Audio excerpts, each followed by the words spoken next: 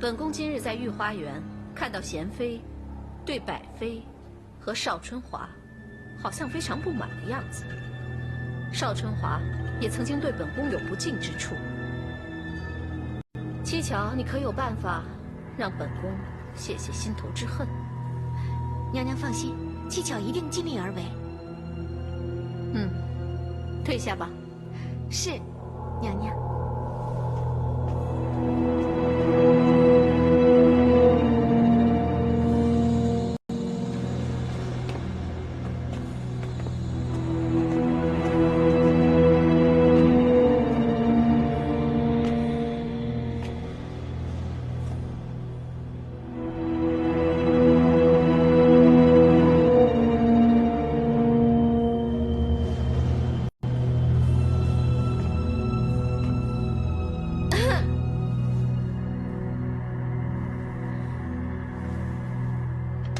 林长医找我有什么事吗？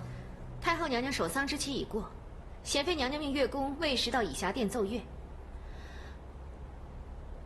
这次娘娘吩咐要何人奏曲吗？少长爷，你放心，娘娘她这一次不想看到你，就命红萼、香兰、秀儿过来吧。好的，我自会安排。娘娘吩咐，拿一份曲目过去，让他先行选曲。你等我，我这就去拿。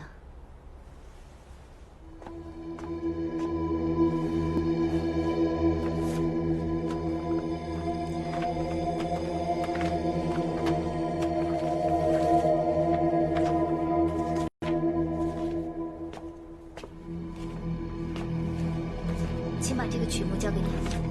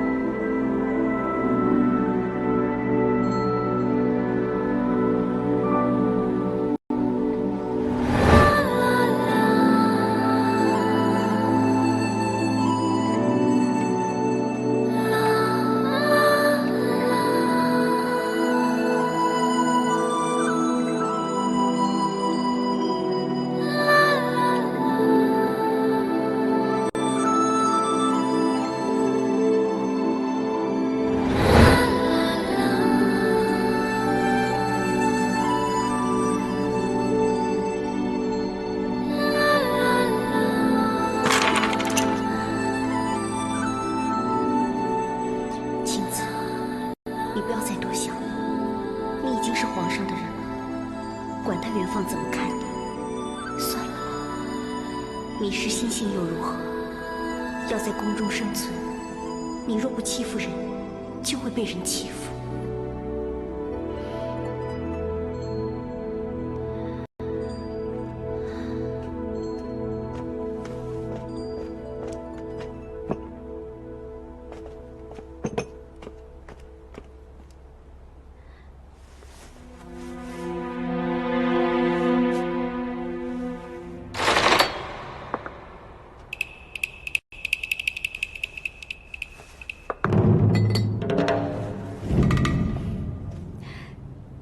娘娘，午膳已经准备好了。我没胃口，一会儿再吃吧。娘娘近日心情郁结，不知道有什么心事，大可以说出来，让奴婢为你分忧啊。没什么，没什么就好了。那娘娘不吃饭，趁热喝点汤吧。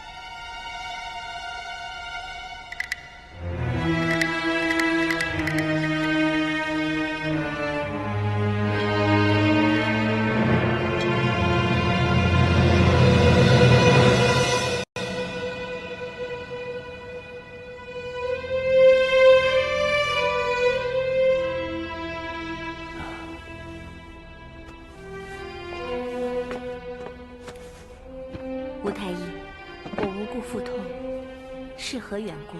娘娘五脏六腑脉象正常，该不是吃了不洁食物所致吧？我一没吐，二没泻，只是用完午膳以后，腹中有点疼痛，这不像是吃错东西的症状啊。下官一时也摸不着头脑，还是先吃一些健脾胃的药吧，希望能有所改善。那好吧，本宫就再吃一次。要治不好的话，你就别来见本宫了，退下吧。是，娘娘。送一送。是。娘娘，有句话，奴婢不知当讲不当讲。你直说吧。娘娘每到中午都会觉得腹痛，其后便完全没事。奴婢曾在乡间听说，这可能是什么？受人诅咒。受人诅咒。方善仪，你看这段曲谱，我加进了一些琵琶，他们正在练习。因为这两段曲谱有相似之处，所以在下一段呢。方尚仪，林司正，有人举报邵春华在宫中进行不法之事，我要带他回去搜查一二。林司正，这中间是否有什么误会？是不是有误会，还得查明才知道。来人，把邵春华押走。是。方善仪，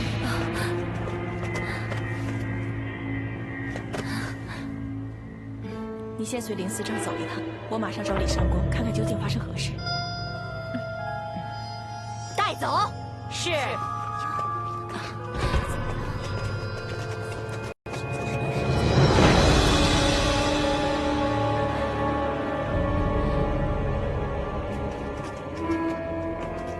林司正，开门。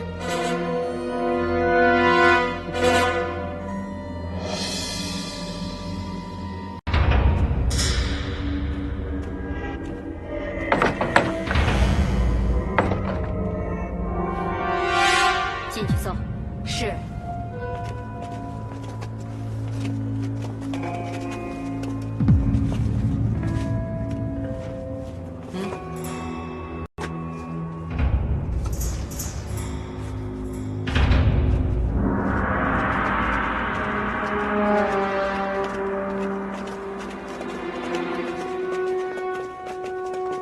林司正，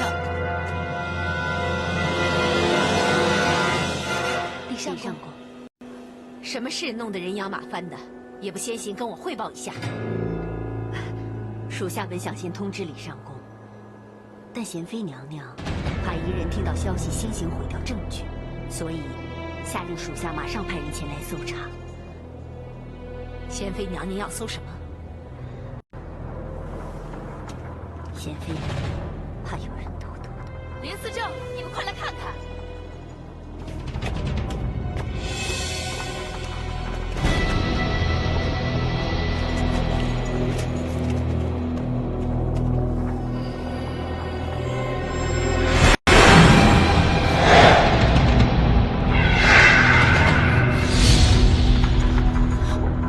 这是怎么回事？啊？我不知道，我真的不知道，这东西不是我的。大胆贱婢，竟敢在宫中耍这些巫术诅咒之事！请太后明察，奴婢绝不敢做此大逆不道之事。你还敢狡辩，害得本宫连日腹痛，连吴太医都查不出病因，原来是你下的巫术。奴婢，好了好了，你坐下。哀家正在问话呢。太后恕罪，请太后还臣妾一个公道，严惩这个贱人。哀家自然会问个明白。你快坐下。邵春华，你说你是冤枉的，那为什么人偶会在你的住处搜出啊？奴婢确实不知。不过奴婢平常不会紧闭门户，若有人进入，存心嫁祸也绝非难事。太后，容属下一言，说春华进宫以来，待人谦厚善良，属下也确信他是无辜的，请太后别单凭一个人偶就定春华有罪。太后，属下也愿做担保，春华必是受人陷害。李上宫、方尚仪，有句话叫知人知面不知心，你们也别把话说得太死。贵妃娘娘，春华绝对是无辜的。贤妃，你有没有看过人偶上的生辰八字？可是你的？正是。宫中谁会知道你的生辰八字？除了应天监有记载以外，宫中只有春华知道。春华怎么会知道你的生辰八字呢？春华与臣妾本是同乡，又曾是好友，所以把生辰告诉了他。春华，确是如此吗？确有此事。方尚仪，春华在你们月宫局多年，你应该认识他的笔记吧？属下应可认出。拿去，给方尚仪看看是不是他的笔记。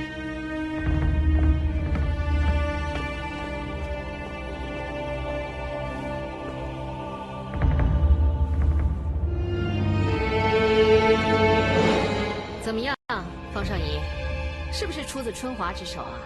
回太后，是有几分相似。几分相似？太后，是不是邵春华的笔记？只有找来邵春华平日书写的字迹对比一下，也不至冤枉好人。有道理。来人，把邵春华平时整理的文书拿来，做以对照。是，太后。臣妾参见太后。拜妃平身。难道你是来为春华说情的吗？回太后，春华与臣妾自幼在宫中一起长大，臣妾素知春华为人，他是绝对不会做出诅咒他人之事，更何况是贤妃。百妃，你跟春华是好姐妹，你当然帮着她说话了。贤妃，春华一向视你如姐妹，她是绝对不会加害于你的。即便是近日来，你对她有所误会，她都从来没有抱怨过你，请贤妃你千万不要误信谗言啊！从来没有抱怨过。那你怎么知道我跟她有过节？你们两个人是不是经常讨论其他嫔妃啊？太后，邵春华与贤妃地位悬殊，他无法向贤妃下手。但是，邵春华是不是怀疑令百妃小产的人是贤妃，所以做下此事，待百妃报复啊？贵妃娘娘，此话怎讲？百妃小产，跟我有什么关系啊？本宫只是做个假设，也不能说这不是一个理由。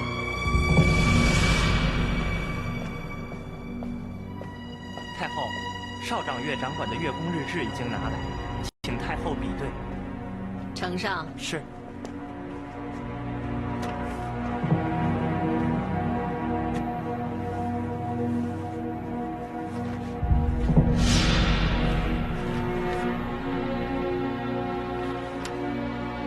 给方尚仪看看。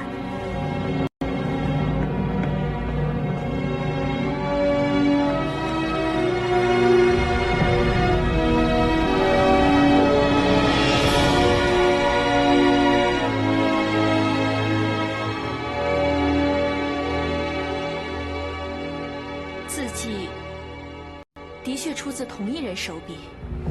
贱婢，你还要这么解释？太后，奴婢真的是冤枉的。太后，此事就交由臣妾来查办吧。臣妾倒想看看，此事当中可有人同谋？贤妃被人诅咒，又是何原因？臣妾一定帮太后查个明白。也好。凌思政，把邵春华带下去，关在司政牢房，等事情查明之后再做处理。是太后。来人，带走。是。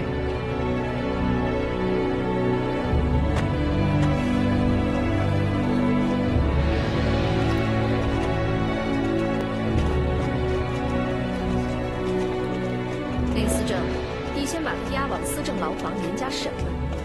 如果他肯招认，那就最好，省得本宫动气。是，娘娘。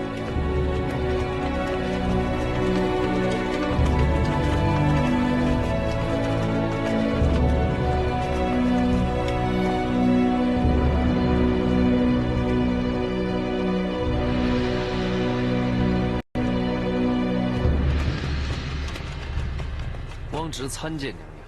免礼。不知道发生了什么事，令娘娘如此紧张呢？那个邵春华真是不知死活，竟然在宫中做出诅咒主子之事。看来他一定是活得不耐烦了。诅咒何人呢？是贤妃。听说他们两个人素有不和，但是用这样的方法报复，真是害人不成，反害己。小小一个月宫，会诅咒贤妃，会不会另有文章啊？哦，方长公，为什么你会对此事如此感兴趣啊？没有，奴才只是觉得可能会另有隐情啊。邵春华他胆大包天，而且向来对本宫都不买账，本宫这次要叫他好看。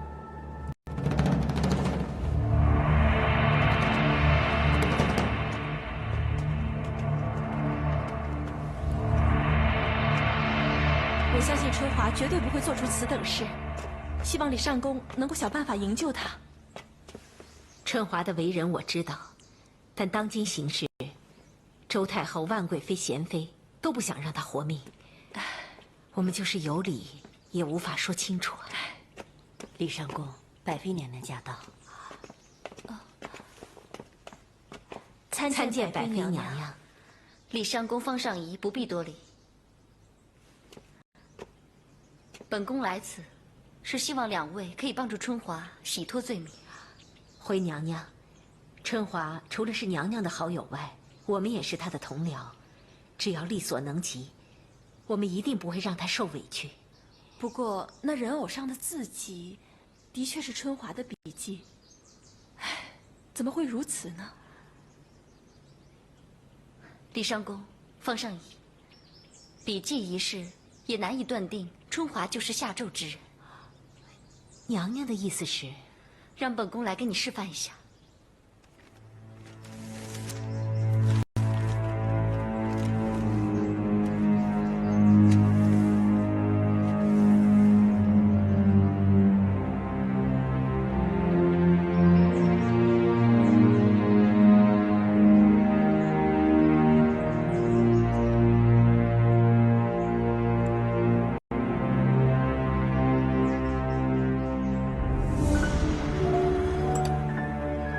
请李上宫、方尚仪过目。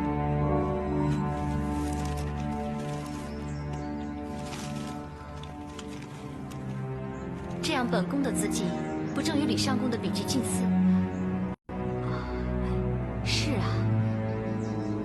说来，春华一定是被人所害，但我们也不便就这样出面揭发。李上公，待会儿我到狱中先探望春华，暗中向她告知百妃娘娘看破此事，好让春华在贵妃审议时做自辩。我们到时候在场监听，这样万贵妃也不好强行加罪于她。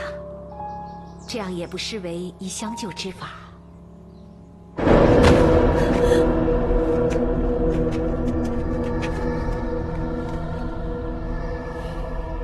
邵春华，现在证据确凿，我劝你还是爽快招认，免受皮肉之苦。这事情不是我做的，你还敢狡辩？我看你是不见棺材不落泪，啊！来人，动刑！是。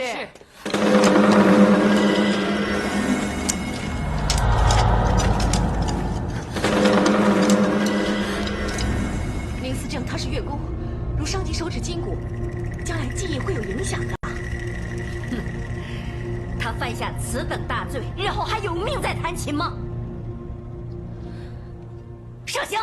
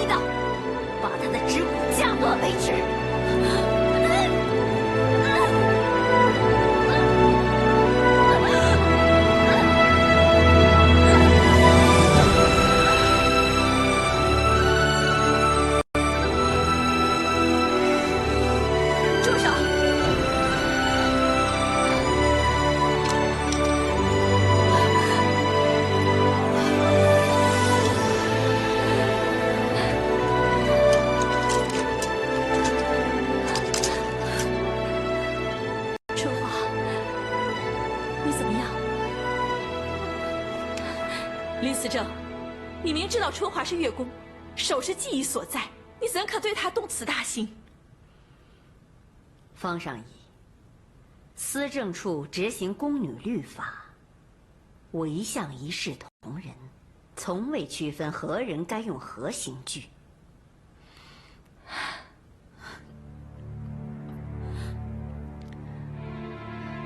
林思正，你我同袍多年，你就算我敛财也好，遗书卖书也好，别太难为他了。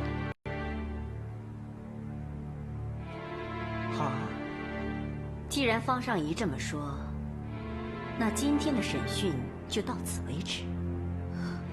可明天是由贵妃娘娘亲自审问，我可做不得主。如果方上仪对他有怜惜之心，不如劝他早早认罪，免受皮肉之苦。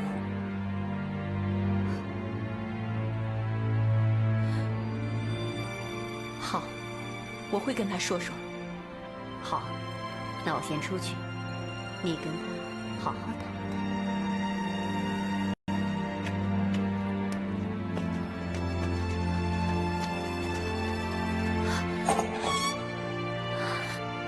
春华，来，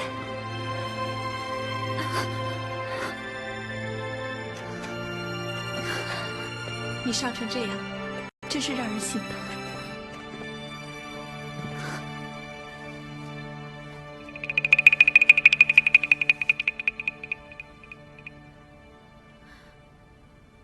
这是百辰飞写给你的，你看后便会明白。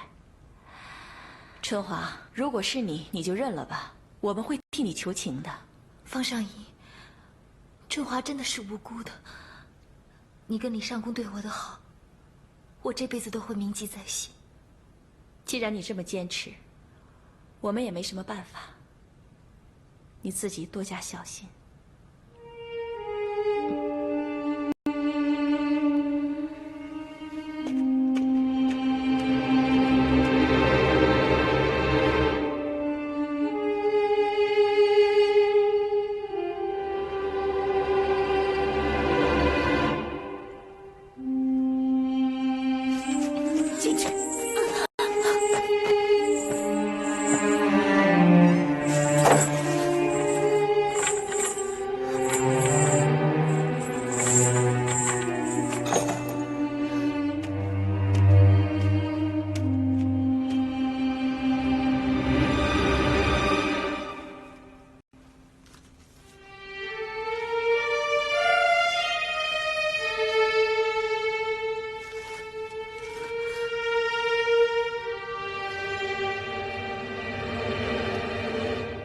这明明是李尚宫的笔记，方尚仪又怎么会说是韩香写给我的？字条上的文字也没什么特别的含义，难道是？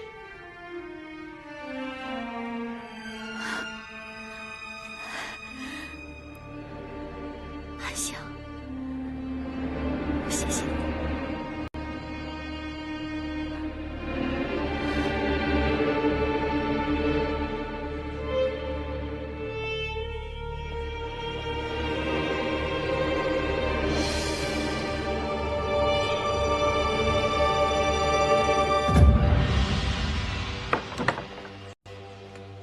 长公，啊，怎么样？贤妃被人诅咒一事，你查探到什么？回长公，此事谁人指使，末将尚未查明，但发现贤妃宫中长一灵机巧，却经常在万贵妃宫中进出。蹊跷，蹊跷！看来这个林蹊跷，他想吃两家茶礼。万贵妃和周太后都对邵春华有怨情，这个我知道。万妃、贤妃、太后全都不会帮他，而且都还巴不得他。唉，这个丫头，这丫头这回惹了大麻烦了。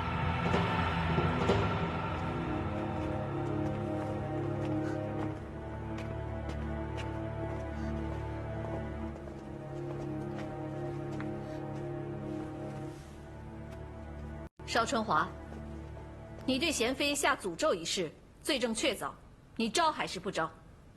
回娘娘，春华实属无辜，还请娘娘明察。无辜？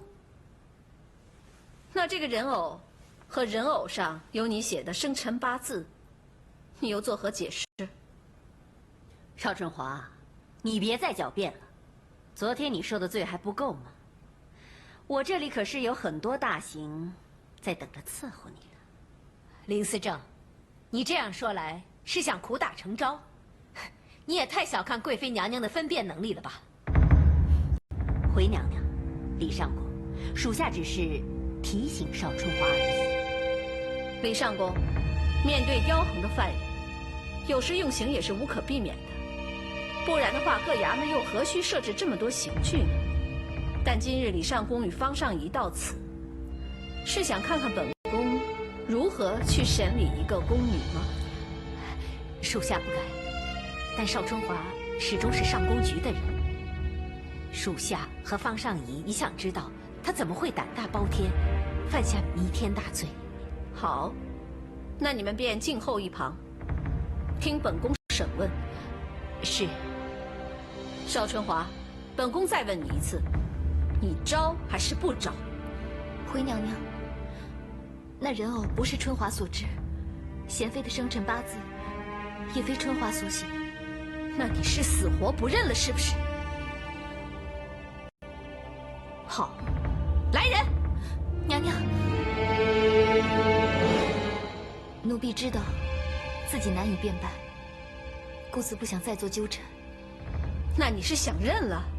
好，来人，取纸笔墨给他，让他写下罪状，画押了案。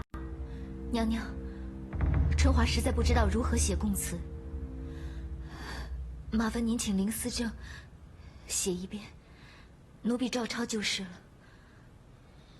这还不简单吗？娘娘，那就属下写一遍，他来抄一遍。马上写。是，娘娘。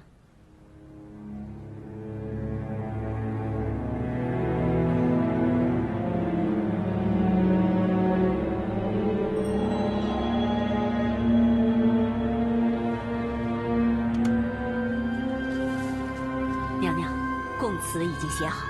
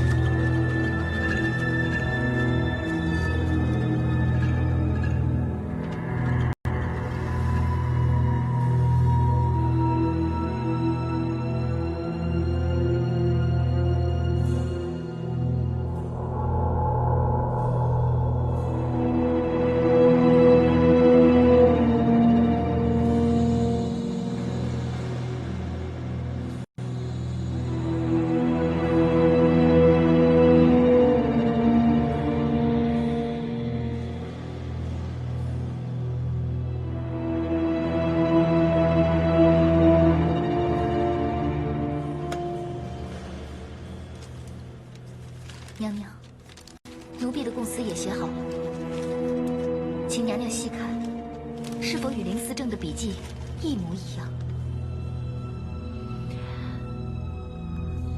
奴婢就是这样受人陷害，请娘娘做主。即便你假冒我的笔记，那也不能说明娴妃的生辰八字也是这么仿制出来的。但是这也不是一个可能，娘娘，不能用字迹就咬定春华就是犯人。娘娘，宫中诅咒是一大忌，实该杀一儆百，以绝后患。既是必死大罪，就更应该慎重考虑行事，不要冤枉好人。好了，你们吵得本宫头昏脑胀。来人，把邵春华先押下去，日后再审。是。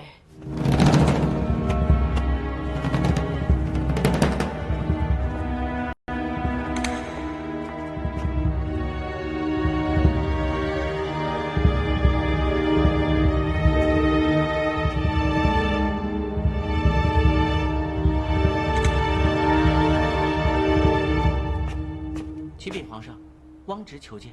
传。传汪直。汪直参见皇上。平身。谢皇上。突然求见，有何要事？请皇上见谅，今天我求见不是为了朝中之事，是为了个人要事。个人要事。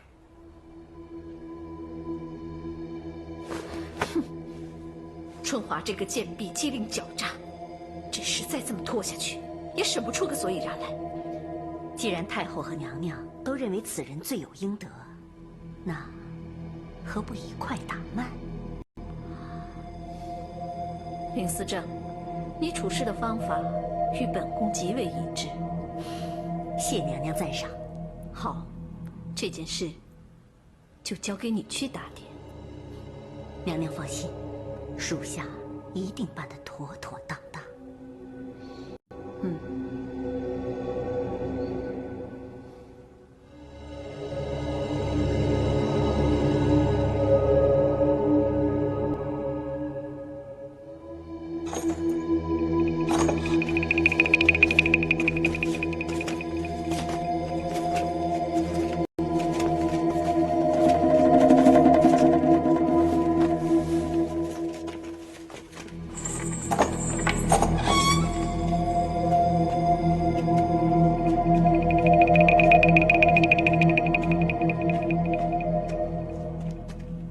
把他拉起来。是。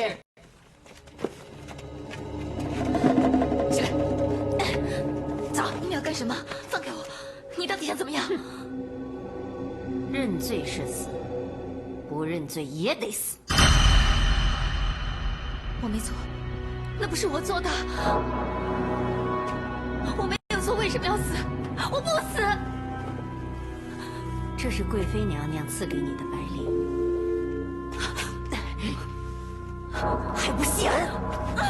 放开我！拿着！放开我！救命啊！动手！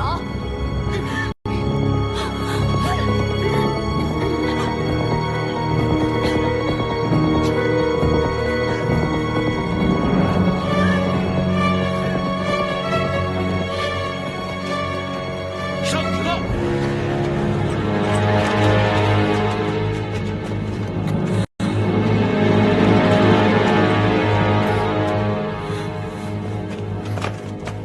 承运，皇帝诏曰：大明西厂厂工汪直为朝廷立下不少汗马功劳，朕特赐宫中掌阅邵春华与厂工汪直为对食，钦此。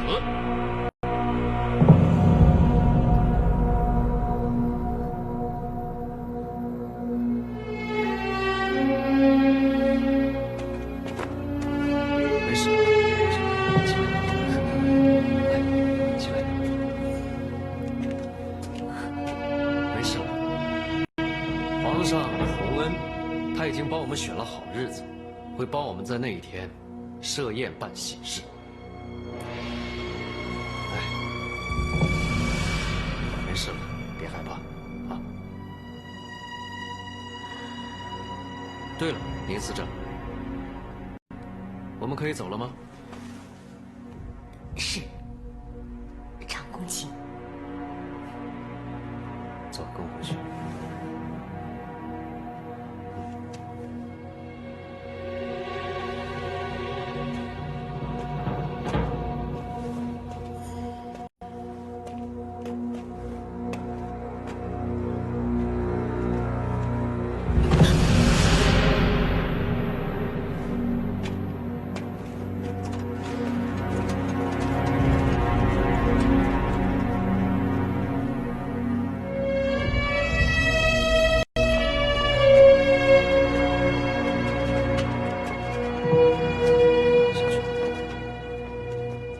我知道你被皇上赐予我做对食，一时很难接受，但是我也只能如此了，因为这是我唯一能救你的方法。你为什么要救我？还记得很多年前在高邮市集里面，有一个饥饿难忍的乞丐，他因为偷馒头被摊贩不停地追打，然后有个小姑娘拿出1文钱，央求那个摊贩放过这个乞丐。可是就是因为这1文钱，这个小姑娘被他婶婶打骂。我打死你家小子！别打！你是？对，我就是当年的那个乞丐。那刘妃小产一事，你也是因为这个原因，所以放我一条生路？就是那天，我把你认出来了，所以才救了你。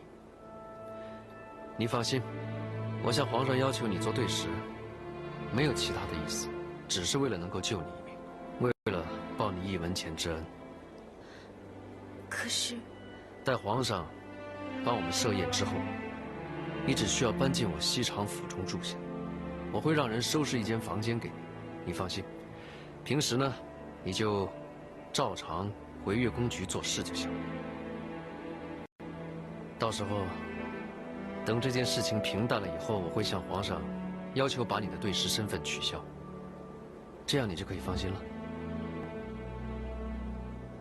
最后我要说的是，我是一个太监，从进宫以来，男女之事早就已经被我抛到九霄云外去了，所以你不用担心。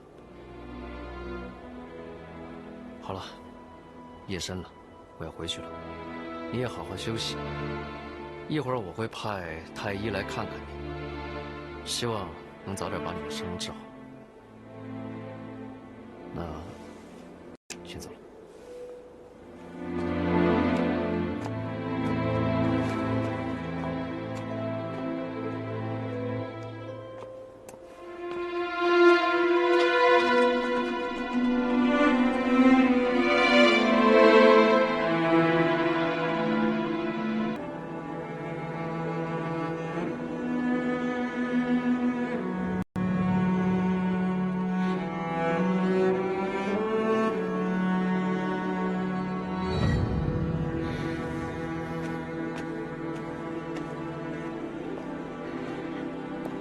太后，辰时已到，早膳已经准备好了。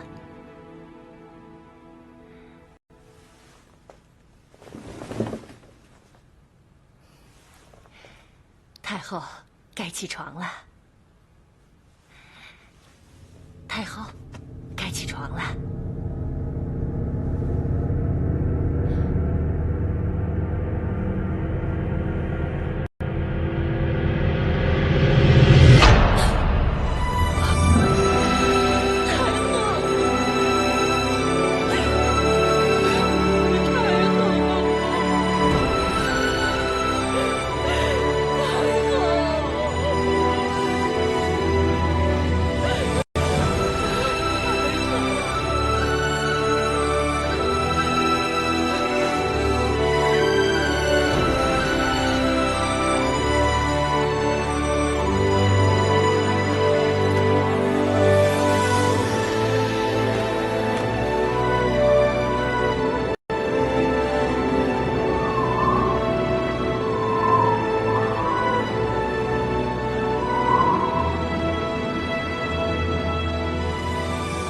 钱太后一生慈爱仁厚，想不到竟然会突然猝逝。同时，臣赞你与礼部官员好好打点，则及时厚葬钱太后，与先皇合葬。遵旨。退下。是皇上。都给哀家留下。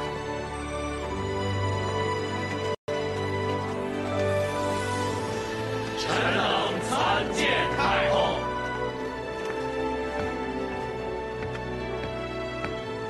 儿臣参见母后。免礼。谢太后。不知母后突然到来，所为何事？哀家和钱太后侍奉先皇多年，情同手足。他的厚葬之事，哀家怎么能不在场呢？哈，钱太后乃是先皇皇后，儿臣也按祖宗惯例，将她与先皇合葬于皇陵。皇上，你把钱太后安葬在皇陵，那哀家100年之后，你将把哀家安葬在何处？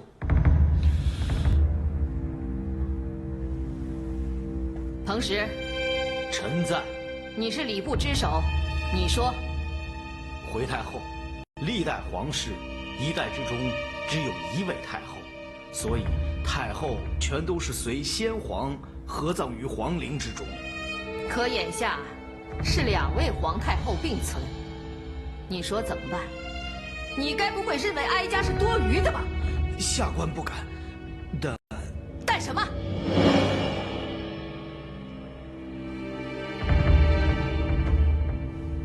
哀家才是皇上的亲娘，哀家100年之后就理该和先皇葬在一起。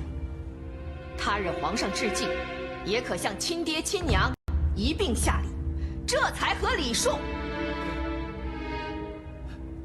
回太后，查明朝祖宗历法，历代皇上如不是皇后所生，则是其亲母以其太妃之身另葬他处。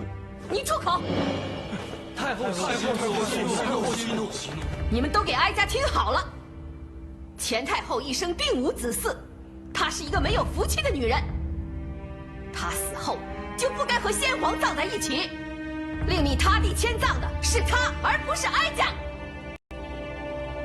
皇上，这就是哀家的意见，回宫。儿臣恭送母后。恭送太后。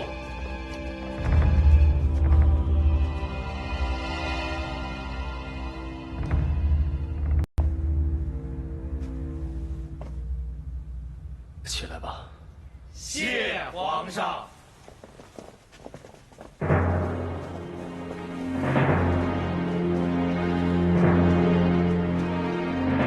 请周太后三思，请周太后收回成命，让钱太后早日下葬。请周太后三思，请周太后收回成命，让钱太后早日下葬。你们都听好了，要跪的话尽管跪下去，但再敢在殿前呼叫，太后绝不轻饶。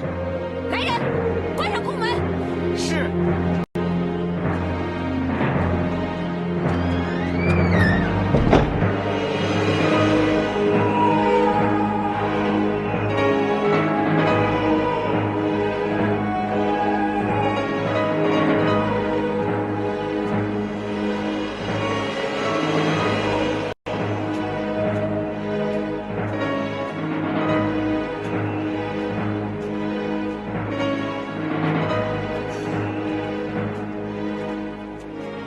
春华姐，你叹什么气啊？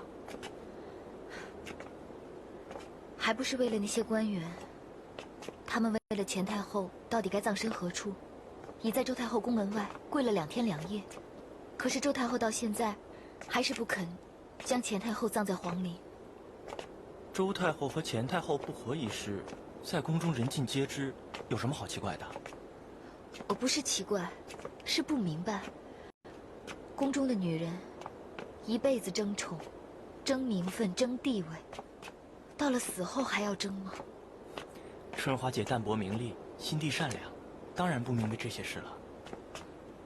你又调侃我，不是吗？以你往日跟贤妃的交情，但如今她是怎么对你的？咱们不提这事了。不提，那提点别的事吧。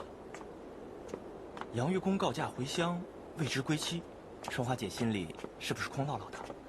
我哪有啊？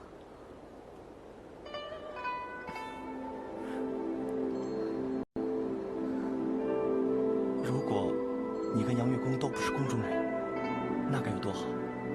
你们根本就是天造地设的一对儿。你别胡说了。我说的是真的。不过有些事情，既然你知道它永远都不会有好结果，就别让它发生，好吗？小安子，我知道你担心我，你放心，我会注意的。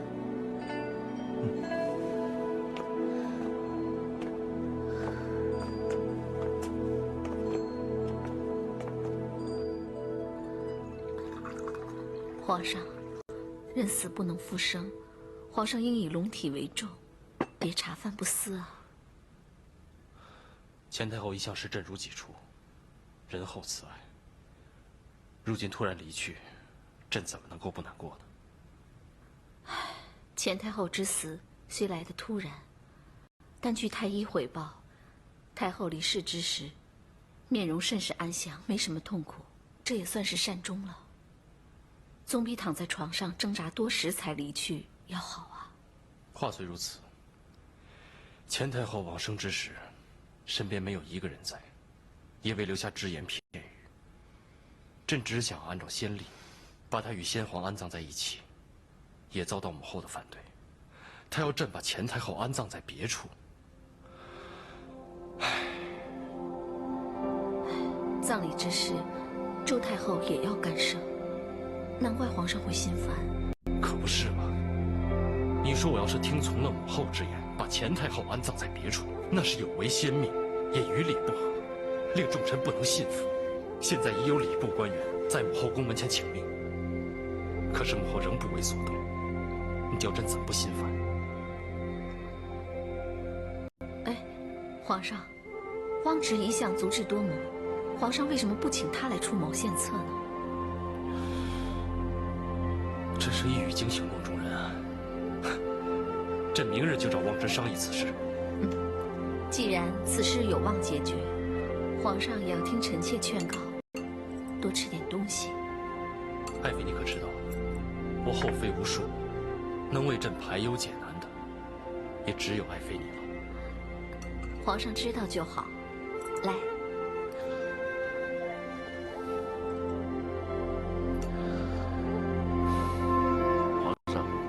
一朝两太后已经开创了先河，何不来一个一灵二太后呢？一灵二太后，望着，那你的意思是，如果不葬钱太后于皇陵的话，就与礼不合，难掩众口；但只葬钱太后于皇陵，那周太后一定也不会答应。所以奴才认为，不如命工匠把这个玉林地宫一分为三，左坑安葬钱太后，右坑日后安葬周太后，这岂不是两全其美之法吗？这不失为一个好的办法。这样一来的话，周太后也不会为难咱们了。王直，你不愧是朕的智囊啊！不过，皇上，奴才有个请求，虽然这个方法是奴才想出来的，但希望皇上别在太后面前提起，那就推说是那个彭大人提议便可以了。坐吧。是。谢皇上。这又是为何？因为彭大人是臣子，如果太后有抱怨的话，他也不便干预朝政。但如果说是奴才说的，可能奴才日后做事就不太方便了。王直啊，你不愧是心思缜密。朕就依你所言，只要钱太后能好好的安葬，朕记你一功。谢皇上。周太后驾到。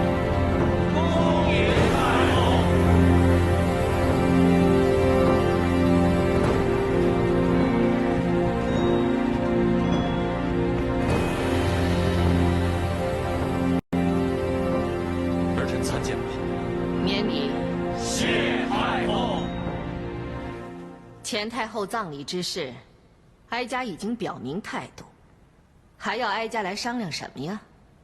回母后，彭使想到一个方法，既可令母后100年之后与先皇相聚，也不失大明国统律法。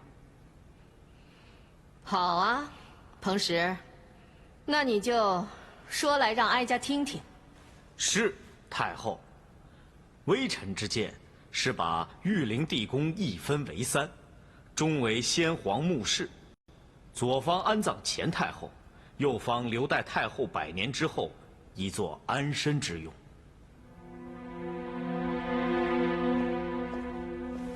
汪直参见太后，不知太后宣召奴才有何吩咐？一目3穴，哼，这种计策也亏你想得出来。汪直，哀家从前是小看你了。回太后，葬礼之事该由礼部主持，与奴才无关。你别在这惺惺作态，谎话连篇。哀家到处安插耳目，你不是不知道。奴才该死，奴才该死！奴才这样做，完全是为了帮皇上分忧。我多管闲事了，奴才该打，奴才该打，奴才该打，奴才该打，奴才该打，奴才该打，奴才该打，奴才该打，奴才该打，奴才该打。好了，好了，事情啊，也没你说的那么严重。哀家只是在想，怎么样才能让哀家的心里舒服呢？可是，怎么才能让哀家的心里舒服一点儿呢？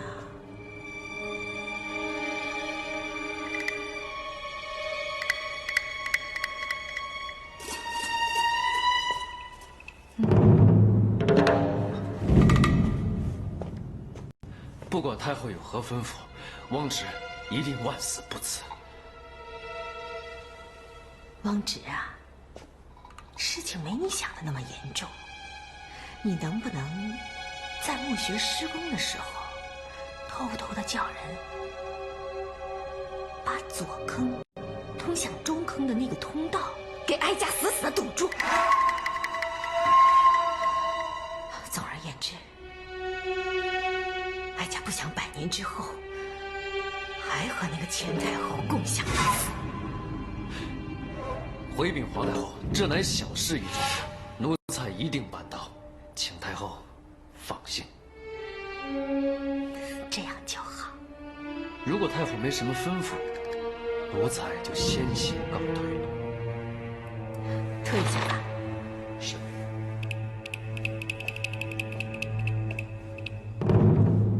好生处理此事啊！是。周太后啊，周太后，死后还要阻止先皇与前太后相见，你可真是天下第一善妒妇人。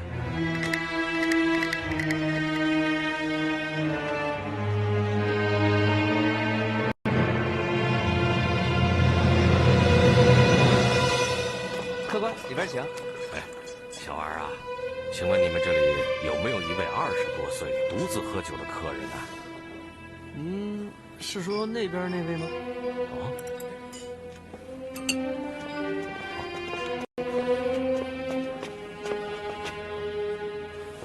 潘大人吗？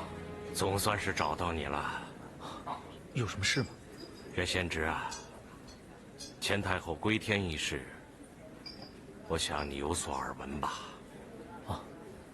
在下听说了。内务府在整理前太后遗物的时候，找到了一封前太后给你的亲笔信。内务府要你亲自去认领一下。这，老夫正要进宫去打点，你就跟老夫一同前去吧。好吧。啊，只是你这样可不行，还需要换身衣服。快走吧。好。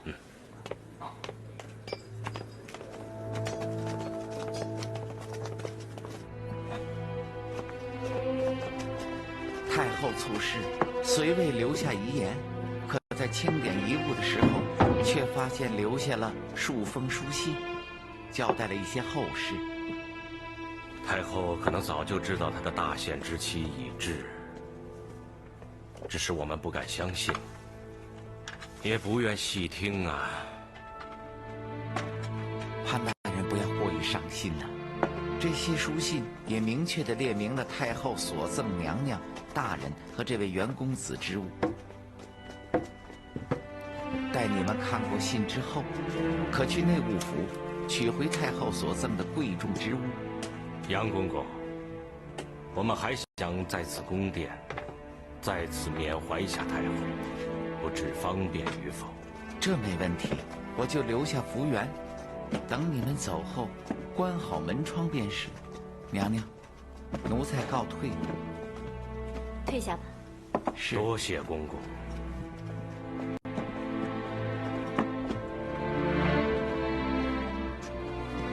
福源、七巧，你们到门外等候。是。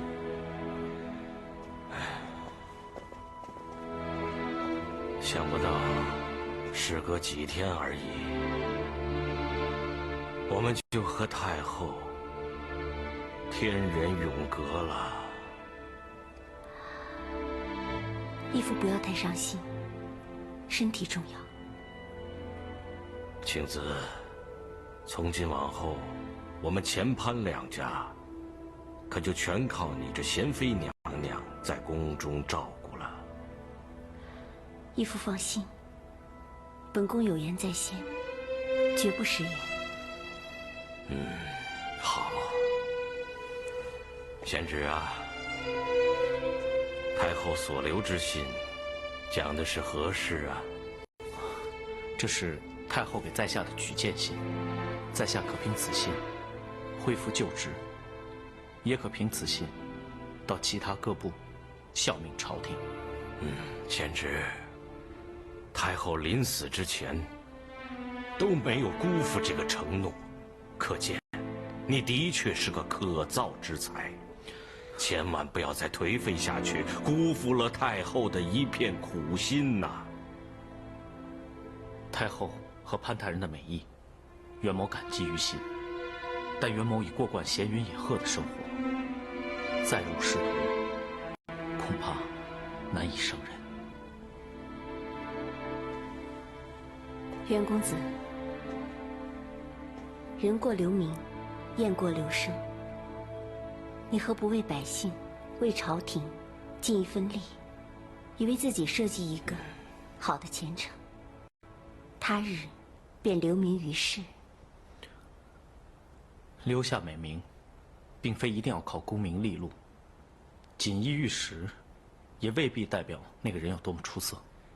贤侄此言差矣，淡泊功名，那是那些穷酸秀才没有机会自我安慰的一些言辞。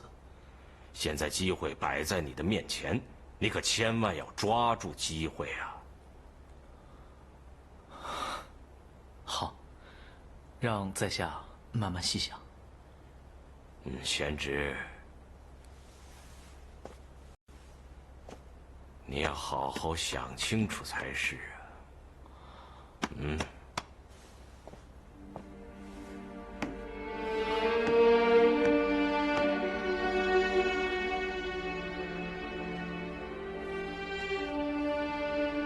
袁公子，我听义父说，你辞官以后，便四处流浪，居无定所。人终究是要停下来的。谢娘娘关心，但每个人所追求的东西都有不同。如贤妃现在已贵为妃嫔，享尽荣华富贵。可是那天在下见娘娘那般动怒，看来心里也未必真的愉快吧。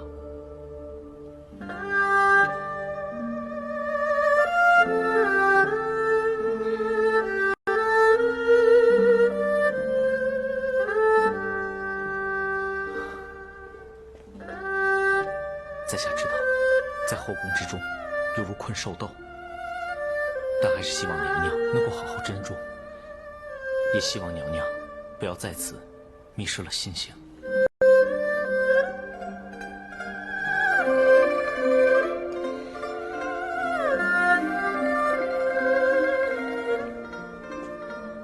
多谢公子提点。贪慕荣华，争强好胜，这就是本宫的天性。要不然，义父怎么会竭尽全力送我入宫呢？至于本宫，就不劳袁公子费心了。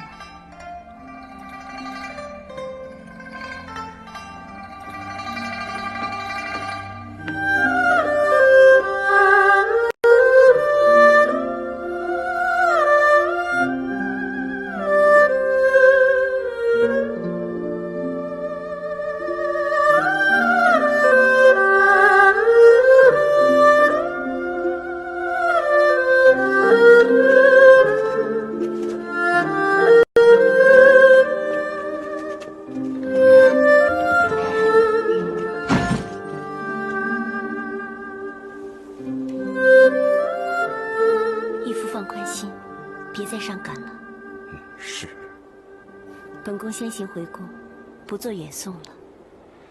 是。日后有空，随时召老臣进宫相见。义父放心吧。恭送娘娘。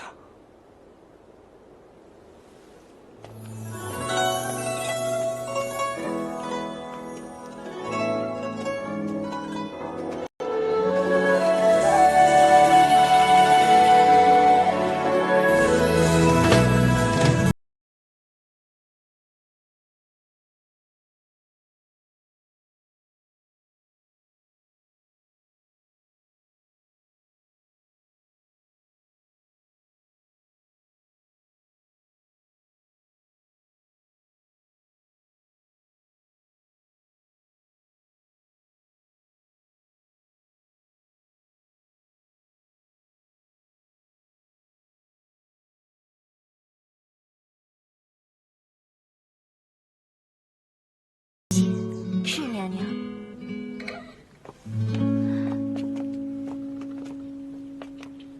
春华，杨月宫还没回来。我也不知道。自从他离开宫中之后，我就没有在乐谱房或是其他地方看到他了。我也不便四处打听。钱太后的丧期已过，宫中的歌舞宴会停了也有些日子了，可能他已经回来了。只是暂时还没有被传召进宫。也许吧。我们还是别谈这些了，万一隔墙有耳，被人听到就不好了。也是，你也别太牵挂了。我哪有啊？你说没有就没有吧。哎，我去给你看样东西。走，你看，这是什么？你放在眼前看看。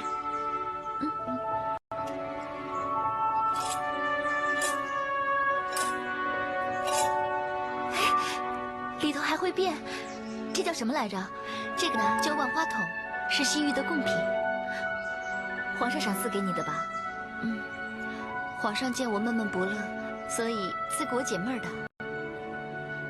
其实皇上对你挺好的，你呀，也不要总是这么多愁善感的，让自己快乐点，别那么难受。我知道，可是心不由己啊。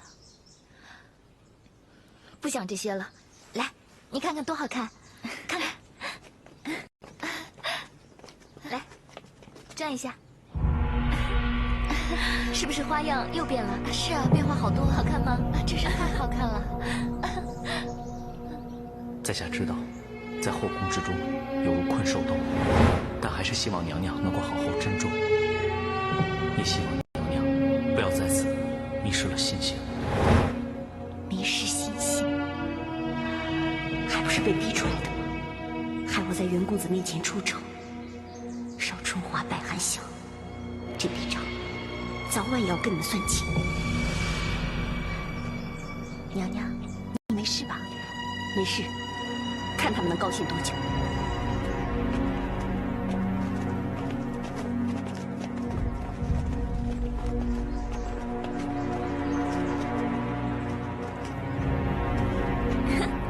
好太有趣了。